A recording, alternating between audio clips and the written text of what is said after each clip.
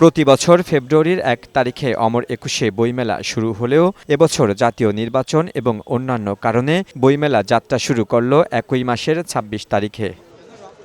তবে মেলা শুরু হলেও এখনো চলছে অনেক স্টল তৈরির কাজ। দিনরাতের টানা কাজে দ্রুতই স্টল বানানো শেষ হবে বলে জানান সংশ্লিষ্টরা। মেলা শুরু হয়ে গেছে, আমাদের দ্রুত কাজ করতে হইতেছে। টানা একসাথে কাজ করতেছি, কাজ দ্রুত শেষ হয়ে যাবে। প্রথম দিনেই ক্রেতা দর্শনার্থীর ভিড় দেখা গেছে বইমেলায়। পরিবার পরিজন এবং বন্ধুবান্ধব নিয়ে ঘুরছেন মেলা প্রাঙ্গণে, কিনে নিচ্ছেন পছন্দের বই। বাসার মাসে এবং আমাদের এই মহান ২১শে ফেব্রুয়ারির মাসে এই বইমেলা শুরু হয়েছে। এটা আমরা লেখক হিসাবে, একজন পাঠক হিসাবে আনন্দ বোধ করছি।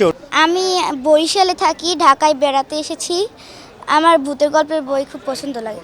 বইয়ের মেলা আসলে সংস্কৃতির একটা অংশ, সেই জন্য আমরা আসলে বাচ্চাদেরকে এগুলো দেখানোর জন্যই আসা আর কি বইয়ের মেলায়। শুরুতেই প্রত্যাশিত সাড়া পাচ্ছেন বলে জানান বিক্রেতারা। সময় বাড়লে বিক্রি বাড়বে বলে আশা তাদের। আলহামদুলিল্লাহ, আমাদের শুরুটা খুব ভালো হয়েছে, বিক্রি আশানুরূপ হচ্ছে।